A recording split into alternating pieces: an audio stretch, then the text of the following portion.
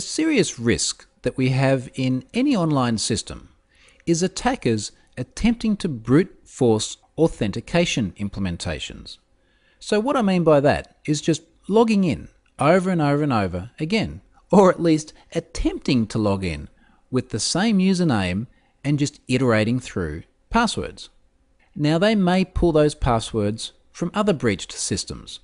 One thing that we know about user habits is that they reuse credentials at an alarmingly high rate.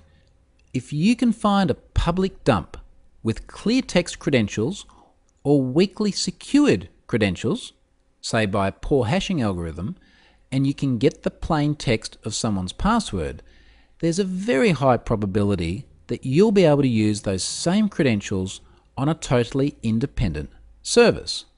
It's not just that, but if you have a dictionary of common passwords that you can enumerate through fast enough, there's a real risk that you can find someone's password. We've seen these attacks in the wild, sometimes with great sophistication.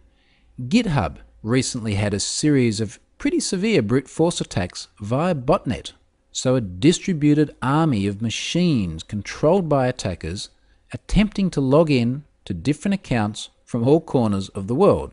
We've also seen some serious brute force authentication attacks against things like WordPress sites in recent years, simply because they didn't have a good enough defense for brute force authentication attacks.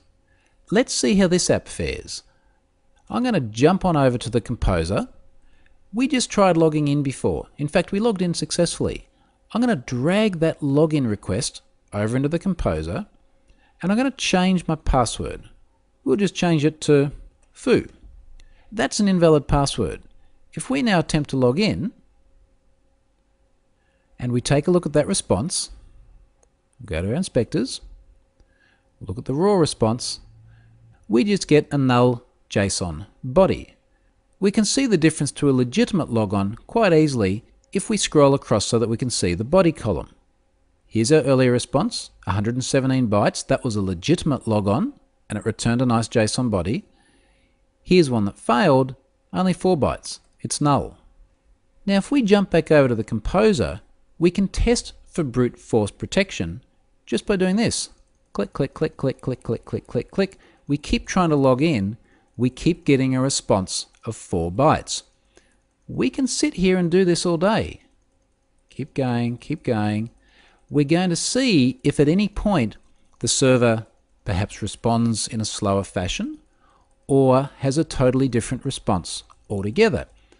Every time I click this button, it's going off and trying to authenticate to the server.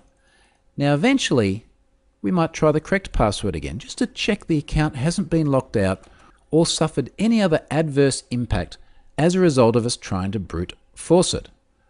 Let's try and log in. Well, that looks more positive. Let's check the response. And we are again logged in. That is a very, very simple test. And I looked at a similar risk in the Hack Yourself First course where we had a lack of brute force protection in the web app.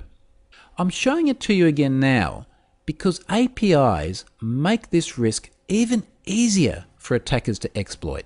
They're just such nice little tight HTTP requests, only 4 bytes in the response there. It's extremely easy for an attacker to enumerate through an API that allows someone to log in at a very fierce rate. And you'll find that a huge number of mobile apps have absolutely no brute force protection at all.